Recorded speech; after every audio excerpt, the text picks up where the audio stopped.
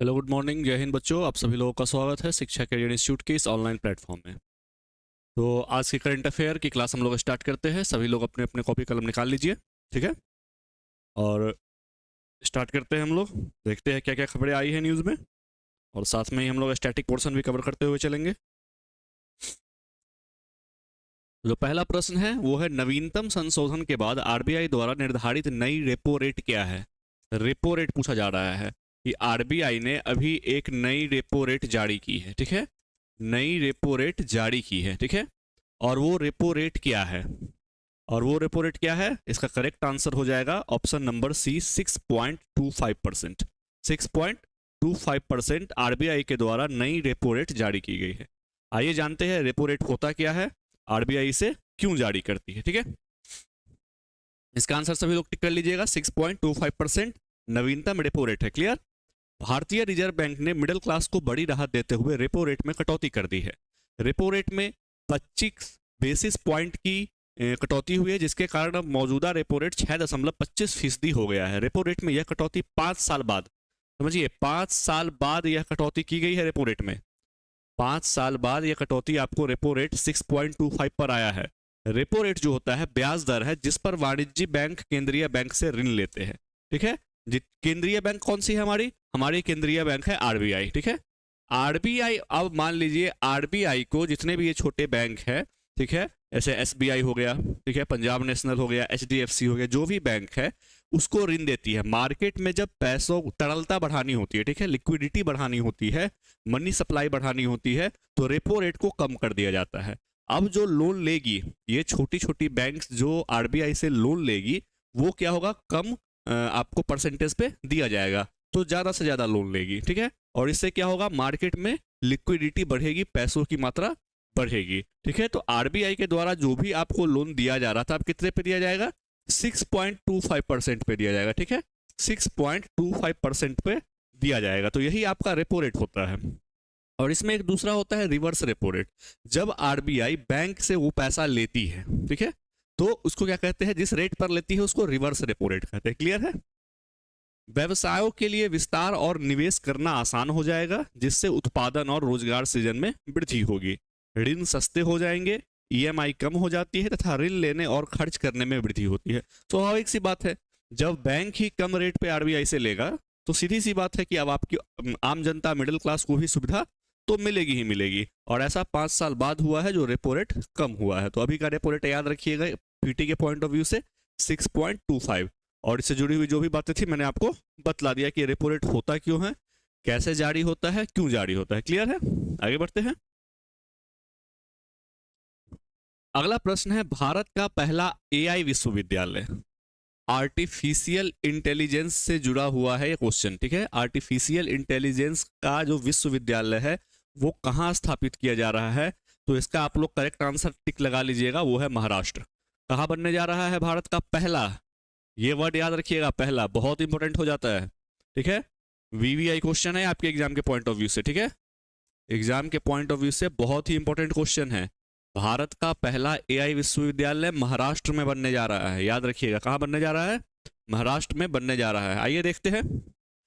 महाराष्ट्र भारत का पहला कृत्रिम बुद्धिमत्ता एआई विश्वविद्यालय स्थापित करेगा। योजना और क्रियान्वयन के लिए एक कार्यबल का गठन किया गया है। विश्वविद्यालय एआई अनुसंधान, विकास, शिक्षा और नवाचार पर केंद्रित होगा, ठीक है। तो महाराष्ट्र में आपका पहला एआई विश्वविद्यालय बन रहा है। जो आर्टिफिशियल इंटेलिजेंस का दौर आजकल आप लोग देख रहे हैं, ठीक है। जो भी चीज़ें हैं वहाँ पे लोग, चाहे वो शिक्षा में हो, प्रौद्योगिकी में हो, हर जगह, मेडिकल सेक्टर में हो, हर जगह एआई का यूज किया जा रहा है।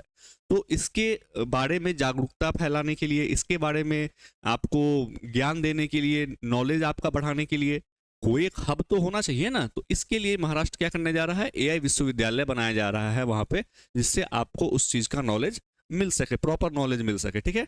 तो इसका करेक्ट आंसर क्या हो जाएगा? महाराष्ट्र हो जाएगा, ठीक है। महाराष्ट्र के सीएम कौन है? तो देवेंद्र फडणवीस है, ठीक है। महाराष्ट्र के सीएम कौन है? तो देवेंद्र फडणवीस है।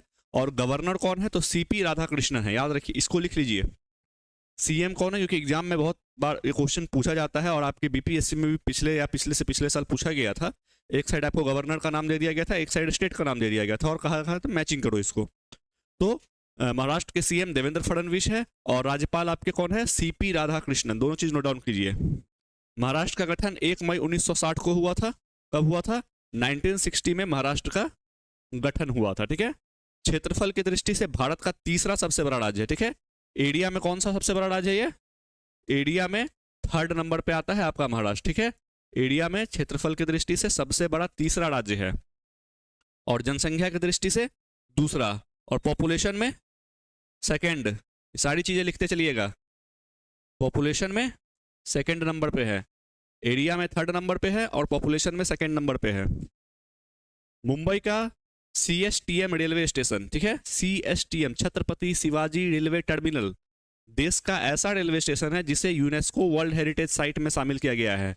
बहुत ही important fact, Chhatrapati Shivaji railway terminal जो आपका है मुंबई में, उसको यूनेस्को वर्ल्ड हेरिटेज साइट में शामिल किया गया है, ठीक है। तो इस चीज को तो बिल्कुल ही नोट डाउन कर लीजिएगा, इसको तो मिस मत ही कीजिएगा, ठीक है। छत्रपति शिवाजी रेलवे टर्मिनल को वर्ल्ड हेरिटेज साइट में यूनेस्को के शामिल किया गया है। क्लियर? तो एरिया में तीसरे नंबर पे, पॉपुलेशन में दूसरे नंबर पे सीएम देवेंद्र फडणवीस है, गवर्नर आप पे CP राधाकृष्णन है, और छत्रपति शिवाजी रेलवे टर्मिनल आपका यूनेस्को वर्ल्ड हेरिटेज साइट में शामिल है। क्लियर? आगे बढ़ते हैं अगले प्रश्न पे। हाँ, हिमाचल प्रदेश में कितने रेलवे स्टेशन अमृत स्टेशन के रूप में विकसित किए जाएंगे, ठीक है। हिमाचल प्रदेश में कितने रेलवे स्टेशन अमृत स्टेशन के रूप में आपको विकसित किए जाएंगे? तो इसका करेक्ट आंसर लगा लीजिएगा आप लोग, टिक 4। कितने स्टेशन? तो 4 स्टेशन बनने जा रहे हैं, ठीक है। 4 स्टेशन आपको बनने जा रहे हैं जिसको अमृत स्टेशन के रूप में विकसित किया जाएगा, मतलब बने हुए हैं, उसका डेवलपमेंट करना है, ठीक है। और भी बहुत सारी चीजें जो मैं आपको बताऊंगा अमृत स्टेशन से रिलेटेड, उस चीज को अमृत स्टेशन के रूप में आपको डेवलप करना है। ऐसे कितने रेलवे स्टेशन को सिलेक्ट किया गया है? तो 4 स्टेशन को सिलेक्ट किया गया है हिमाचल प्रदेश के। केंद्र सरकार ने केंद्रीय बजट में रेलवे के विस्तार के लिए हिमाचल प्रदेश को 2,0716 करोड़ रुपए आवंटित किए हैं। इसके अलावा राज्य के 4 रेलवे स्टेशन को अमृत स्टेशन का तर्ज पर अपग्रेड किया जाएगा। कौन कौन सा है? तो अंदोड़ा, बैजनाथ पपड़ोला, पालमपुर और शिमला, ये 4 स्टेशन है, ठीक है। चारों का नाम आप याद रख भी सकते हैं, नहीं भी रखेंगे तो कोई दिक्कत नहीं है, लेकिन 2-4 बार पढ़िएगा तो आपकी मेमोरी में रहेगा, ठीक है। इन स्टेशनों पर काम जल्द ही शुरू हो जाएगा, इससे यात्रियों को मिलने वाली सुविधाओं का विस्तार होगा, ठीक है। मतलब जो भी आपको फैसिलिटीज स्टेशन पे मिलती है, ठीक है, जैसे कि आपको वाटर ATM मिल जाता है, ठीक है, आपको गेस्ट रूम मिल जाता है, AC रूम मिल जाता है, नॉन AC रूम मिल जाता है, साफ सुथरा है या नहीं है, खाने पीने की अच्छी सुविधा है या नहीं है, ठीक है, सेफ्टी है या नहीं है, तो ये सारी चीज़ें आपको हर स्टेशन पे उतनी अच्छी नहीं मिलती है, ठीक है। तो अमृत स्टेशन जो 2023 में शुरू किया गया था, ठीक है, 2023 में रेल मंत्रालय के द्वारा स्टार्ट किया गया था, ठीक है, 2023 में इसकी शुरुआत हुई थी, ठीक है। तो 2023 में जो इसकी शुरुआत हुई तो इन्हीं उद्देश्यों को लेके हुई थी, ठीक है। और हिमाचल प्रदेश के 4 स्टेशनों को इसके तहत डेवलप करना है, जो डेवलप अभी नहीं है। भारतीय रेलवे के बारे में कुछ जान लेते हैं। इसकी स्थापना 16 अप्रैल 1853 को हुई थी। कौन थे गवर्नर जनरल? लॉर्ड डलहौजी थे, ठीक है। और पहली ट्रेन मुंबई से थाने में चली थी। कितने किलोमीटर के लिए? 1953 में आपको पहली रेल चली थी, ठीक है। 34 किलोमीटर की पटरी बिठाई गई थी। और कौन थे आपके गवर्नर? डलहौजी थे, ठीक है, डलहौजी थे। कहां से कहां चली थी? तो बंबई से थाने, ठीक है। इसको आप लोग लिख लीजिएगा क्योंकि इंपॉर्टेंट फैक्ट है, स्टैटिक के पॉइंट ऑफ व्यू से इंपॉर्टेंट हो जाता है। भारतीय रेलवे विश्व के चौथे सबसे बड़े रेलवे नेटवर्क के रूप में अभी भी आता है। आपका चौथा सबसे बड़ा रेलवे नेटवर्क भारत का ही है। हुबली जंक्शन का प्लेटफॉर्म नंबर 1 कर्नाटक में श्री सिद्धारूढ़ा स्वामी जी हुबली स्टेशन के नाम से भी जाना जाता है। 1505 मीटर के साथ विश्व का सबसे लंबा रेलवे प्लेटफॉर्म है। बहुत ही इंपॉर्टेंट पॉइंट है, इसको मिस मत कीजिएगा। विश्व का सबसे लंबा रेलवे प्लेटफॉर्म कौन सा है? तो कर्नाटक का हुबली का प्लेटफॉर्म नंबर 1, ठीक है। कर्नाटक में हुबली स्टेशन का प्लेटफॉर्म नंबर 1 विश्व का सबसे लंबा प्लेटफॉर्म आपका है। भारत में विश्व का सबसे ऊंचा रेलवे पुल चिनाब ब्रिज है, जो जम्मू कश्मीर में स्थित है। और सबसे लंबा जो आपका रेलवे आर्क ब्रिज है, ठीक है, इस तरह से है, ठीक है, रेलवे आर्क ब्रिज आपका इस तरह से है। और कौन से नदी पे है? तो चिनाब नदी पे है। कहाँ पे है? तो जम्मू कश्मीर में है। ये सारी चीजें आप लोग नोट डाउन करते हुए चलेंगे, ठीक है। एक भी क्वेश्चन मैं आपको गारंटी देता हूँ स्टैटिक और करंट अफेयर से मिस नहीं होने जा रहा है। क्लियर? तो भारत का सबसे ऊंचा रेलवे पुल कौन सा है? तो चिनाब रेलवे ब्रिज है और जम्मू कश्मीर में है। और सबसे लंबा रेलवे प्लेटफॉर्म हुबली स्टेशन का प्लेटफॉर्म नंबर 1, 1505 मीटर उसकी डिस्टेंस है। क्लियर? आगे बढ़ते हैं। अगला प्रश्न है, किस विधानसभा में धर्मांतरण विरोधी विधेयक पेश किया गया है? कौन सा विधानसभा है जिसने धर्मांतरण विरोधी विधेयक पेश किया है? बताइए कौन सा है? तो आपका करेक्ट आंसर हो जाएगा ऑप्शन नंबर सी, राजस्थान। ठीक है, इसको टिक लगा लीजिए। धर्मांतरण विरोधी विधेयक पेश किया है आपको राजस्थान गवर्नमेंट ने। क्लियर? आइए इसके बारे में देखते हैं। राजस्थान विधानसभा में धर्मांतरण विरोधी विधेयक पेश किया गया है। पेश किए गए इस विधेयक में लव जिहाद और धर्मांतरण पर कठोर सजा का प्रावधान है। नए कानून के तहत जबरन धर्मांतरण पर 3 से 10 साल की सजा का प्रावधान है। अपनी मर्जी से धर्म परिवर्तन करने पर भी 60 दिन पहले कलेक्टर को इसकी सूचना देगी। देखिए बात क्या है, धर्म परिवर्तन। ठीक है, बहुत लोग क्या करते हैं, मोटिवेट करके, ठीक है, मोटिवेट करके आपको धर्म बदलवा देते हैं। ठीक, धर्म आपको कौन सा धारण करना है, किस धर्म में आपको रहना है, ये आपकी खुद की स्वतंत्रता है, आपका खुद का डिसीजन है। किसी के दबाव में या किसी के आप मोटिवेशनल स्पीच में आके ये सारी चीजें ना करें।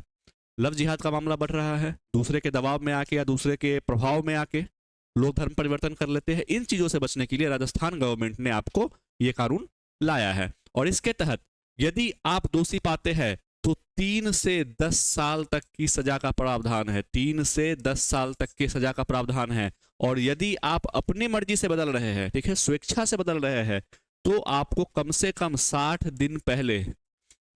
दिन पहले डीएम ऑफिस में जाके लेटर देना पड़ेगा, उसकी सूचना देनी पड़ेगी कि हम धर्म परिवर्तन करना चाह रहे हैं। ठीक है, तो ये कानून लाया गया है इन चीजों से बचने के लिए। क्लियर? समझ गए आप लोग? राजस्थान के सीएम कौन है? तो भजनलाल शर्मा। ठीक है, कौन है CM? Bhajanlal Sharma, BJP party से है। राज्यपाल कौन है?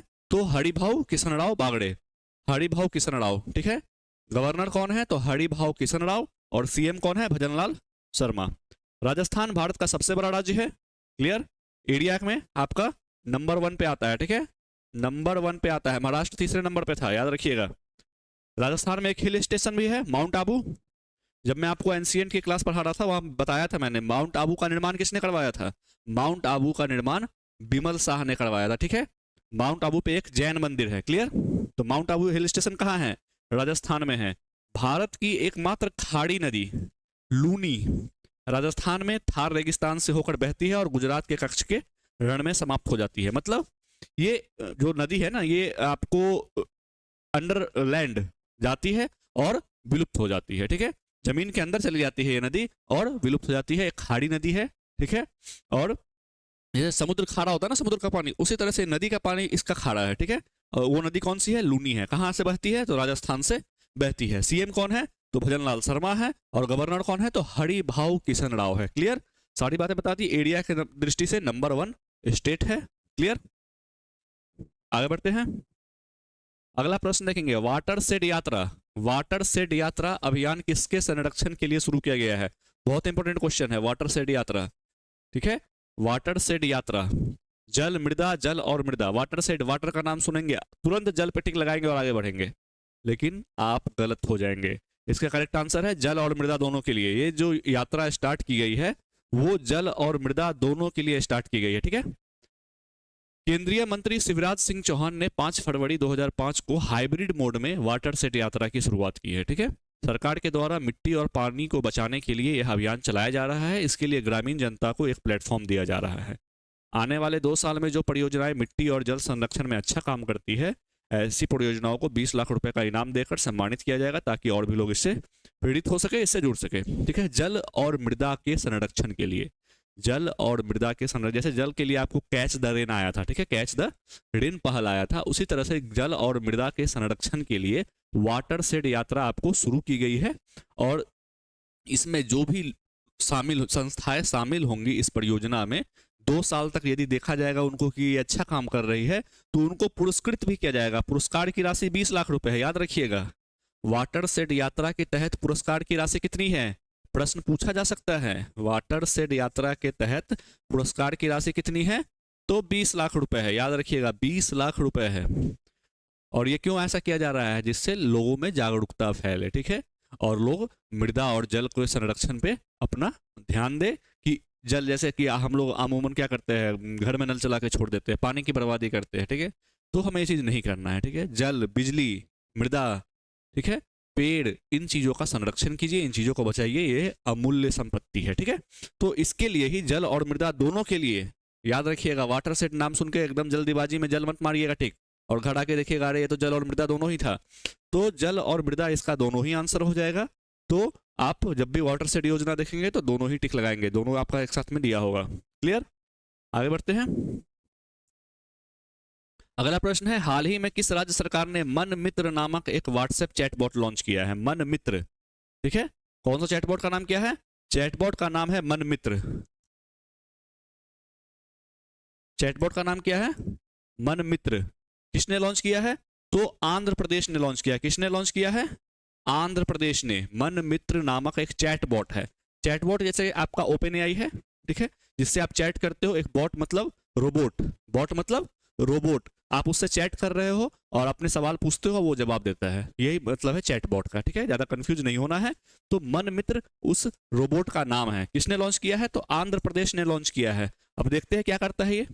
आंध्र प्रदेश ने मेटा के साथ, ठीक है, मना मित्र लॉन्च किया है ताकि व्हाट्सएप के माध्यम से शासन प्रदान किया जा सके। मंत्री नाड़ा लोकेश ने इस सेवा की शुरुआत की ताकि सरकारी सेवाएं सीधे नागरिक तक पहुंच सके, ठीक है।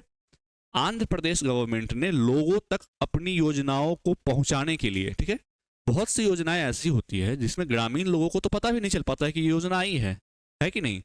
गांव में जो लोग रह रहे हैं, जो सोशल मीडिया से दूर है, जो अखबारों से दूर है, बहुत लोगों को तो पता भी नहीं चल पाता है ये सरकार की तरफ से योजना आई गई है, ठीक, आई गई, उनको कुछ खबर नहीं है। तो सरकार चाहती है सभी लोगों तक, क्योंकि आजकल मोबाइल सबके हाथ में है, सबके हाथ में आज मोबाइल है, भले वो जियो का कीपैड यूज क्यों ना कर रहे हो, व्हाट्सएप उसमें भी चलता है। तो गवर्नमेंट ने सोचा कि क्यों ना मैं व्हाट्सएप के थ्रू सभी जो भी सरकारी योजनाएं हैं उनको सभी लोगों तक पहुंचाऊं। तो इसी के लिए मन मित्र योजना स्टार्ट की गई है आंध्र प्रदेश गवर्नमेंट के द्वारा। योजनाओं का लाभ प्रत्येक व्यक्ति को मिल सके, आपको योजना के बारे में, इसके क्या लाभ है, क्या प्रोसेस है इसका लाभ लेने का, सभी बातें आपको डायरेक्ट गवर्नमेंट व्हाट्सएप के थ्रू भेजेगी। क्लियर? तो मना मित्र किसके द्वारा स्टार्ट किया गया है? तो आंध्र प्रदेश के द्वारा स्टार्ट किया गया है, ठीक है। सीएम कौन है? चंद्रबाबू नायडू। आंध्र प्रदेश के सीएम लिखिएगा चंद्रबाबू नायडू। गवर्नर कौन है? अब्दुल नजीर। और कैपिटल क्या है? अमरावती। क्लियर? सीएम कौन है? चंद्रबाबू नायडू। गवर्नर कौन है? अब्दुल नजीर। और कैपिटल क्या है? अमरावती। आगे बढ़ते हैं। अगला प्रश्न है, 38वें राष्ट्रीय खेल नेशनल गेम्स में पुरुष कबड्डी टूर्नामेंट में किस राज्य ने स्वर्ण पदक जीता? ठीक है, पुरुष कबड्डी टूर्नामेंट में किस राज्य ने स्वर्ण पदक जीता है? बताइए। करेक्ट आंसर आपका हो जाएगा, बताइए। करेक्ट आंसर हो जाएगा आपका उत्तर प्रदेश। ठीक है, करेक्ट आंसर क्या हो जाएगा? Option number a, Uttar Pradesh. Clear? Option number a, Uttar Pradesh आपका करेक्ट आंसर हो जाएगा। आइए इसके बारे में देखते हैं। जो आपका 38वां नेशनल गेम्स है कहाँ हुआ है? पहली बात तो याद रखिए ये उत्तराखंड में हुआ है। ठीक है, क्रम याद रखिएगा, 38वां है और कहाँ हुआ है? तो उत्तराखंड में इसका आयोजन हुआ और अभी भी ये चल रहा है एज इट इज। ठीक है, 38वां राष्ट्रीय खेल, उत्तर प्रदेश के पुरुष कबड्डी टीम ने स्वर्ण पदक जीता, उन्होंने चंडीगढ़ को हराया। ठीक है, उत्तर प्रदेश की टीम कबड्डी टीम ने चंडीगढ़ को हराकर स्वर्ण पदक जीता है 38वें राष्ट्रीय खेल में। उत्तराखंड ने देहरादून के महाराणा प्रताप स्पोर्ट्स कॉलेज में 38वें राष्ट्रीय खेल। अब नेशनल गेम्स के बारे में जान लीजिए। तो क्रम कौन सा है? तो 38th है। हो कहाँ रहा है? तो उत्तराखंड में हो रहा है। ठीक है, शुभंकर क्या है? तो शुभंकर इसका मौली है। शुभंकर क्या है? इसका मौली शुभंकर है। ठीक है, शुभंकर याद रखिएगा, एग्जाम्स में पूछे जाते हैं शुभंकर। तो शुभंकर इसका मौली है और टैगलाइन है संकल्प से शिखर तक। टैगलाइन क्या है? संकल्प से शिखर तक। 38वां राष्ट्रीय खेल उत्तराखंड में हो रहा है। ठीक है, क्रम आपका 38th है, शुभंकर मौली है और इसका जो टैगलाइन क्या है वो है संकल्प से शिखर तक। क्लियर? और कबड्डी में स्वर्ण पदक जीता किसने है? तो उत्तर प्रदेश की टीम ने चंडीगढ़ को हराकर स्वर्ण पदक आपको अपने नाम कर लिया है। अगला प्रश्न है आपका, हाल ही में अंतरदेशीय मैंग्रोव गुनड़ी स्थल को किस राज्य ने राज्य का पहला जैव विविधता धरोहर स्थल घोषित किया है? अब देखो फिर से आ गया, राज्य का पहला। ठीक है, राज्य का पहला जैव विविधता स्थल है। ठीक है, राज्य का पहला जैव विविधता धरोहर स्थल किसको घोषित किया गया है? आपको गुनड़ी स्थल। और ये कहाँ है, किस राज्य में है? तो ये आपका गुजरात में है। कहाँ है? करेक्ट आंसर आपका गुजरात हो जाएगा। ठीक है, आइए इसके बारे में देखते हैं। गुजरात ने कच्छ के गुनेड़ी गांव के अंतरदेशीय मैंग्रोव को अपनी पहली जैव विविधता विरासत स्थल घोषित की। ठीक है, ये गुजरात का पहला जैव विविधता विरासत स्थल है। ठीक है, याद रखिएगा, गुजरात का पहला जैव विविधता विरासत स्थल। ठीक है, तो ये बहुत इंपॉर्टेंट हो जाता है आपका ये। एक मैंग्रोव एक छोटा पेड़ या झाड़ी होता है जो समुद्र तट के किनारे उगता है और इसकी जो जड़ें होती है पानी के नीचे नमकीन तलछट में होती है। ये मैंग्रोव के बारे में मैंने बताया है आपको। ठीक है, एशिया में दुनिया भर में मैंग्रोव की सबसे बड़ी संख्या है। ठीक है, एशिया कॉन्टिनेंट में मैंग्रोव के संख्या के मामले में आपका एशिया कॉन्टिनेंट जो है, ठीक है, एशिया कॉन्टिनेंट जो है ये आपका नंबर 1 पे आता है। ठीक है, ये आपका नंबर 1 पे आता है मैंग्रोव के उपस्थिति में।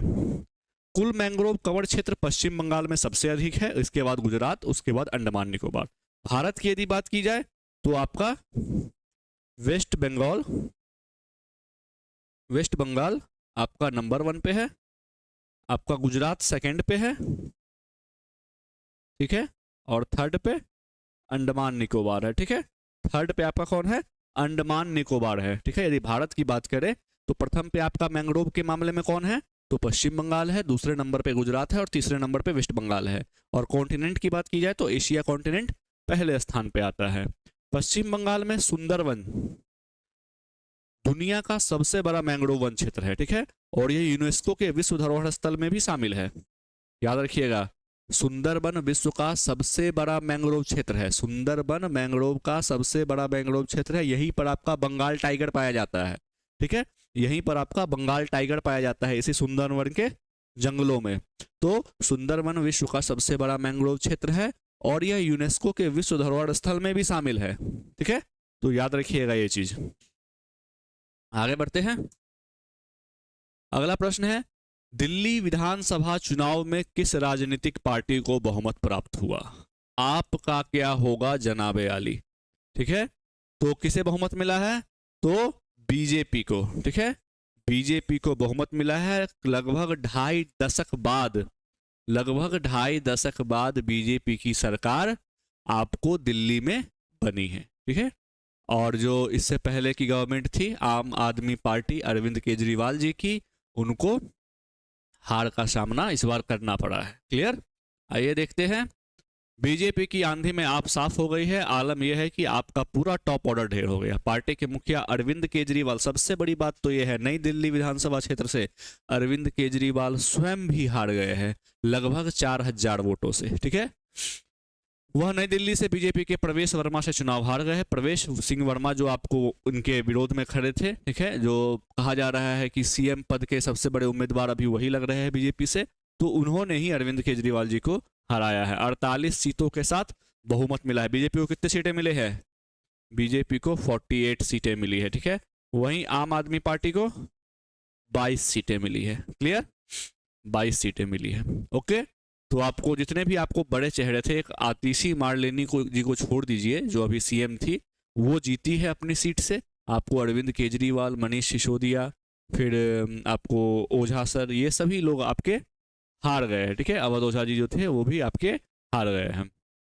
तो ध्यान रखिएगा, बीजेपी की यहाँ पे जीत हुई है। लगभग 2.5 दशक बाद सरकार बनेगी। आज का अंतिम प्रश्न देख लेते हैं। हाल ही में अंतरराष्ट्रीय क्रिकेट में 600 विकेट लेने वाले 5वें भारतीय गेंदबाज कौन बने हैं? 600 विकेट की श्रेणी में 5वां, ठीक है, 5वां गेंदबाज आपको सर जडेजा, ठीक है, सर जडेजा आपको बन चुके हैं। ठीक है, 5वें गेंदबाज जिन्होंने 600 विकेट ले लिए हैं वो कौन हो गए? आपका करेक्ट आंसर ऑप्शन नंबर ए, रविंद्र जडेजा। ठीक है, सर रविंद्र जडेजा। आइए देखते हैं, जडेजा अंतरराष्ट्रीय क्रिकेट में 600 विकेट लेने वाले भारत के 5वें गेंदबाज बन गए। ठीक है, 5वें। पहले 4 भी देख लीजिएगा। टॉप पे आपके अनिल कुंबले है, सेकंड पे आपके रविचंद्रन अश्विन है, तीसरे पे हरभजन सिंह है, चौथे पे कपिल देव है। तो चारों नाम याद रखिएगा। चारों क्रिकेट का क्वेश्चन तो ऐसे भी आप लोग गलत नहीं करते होंगे। तो अनिल कुंबले, रविचंद्रन अश्विन, हरभजन सिंह और कपिल देव, 4 ये थे और 5वें बन गए आपके जडेजा। ठीक है, जिन्होंने 600 विकेट लिए हैं। चलिए आज की क्लास हम लोग यहीं समाप्त करते हैं और मिलते हैं फिर कल एक नए करंट अफेयर क्लास के साथ। तब तक के लिए पढ़ाई जारी रखिए। धन्यवाद।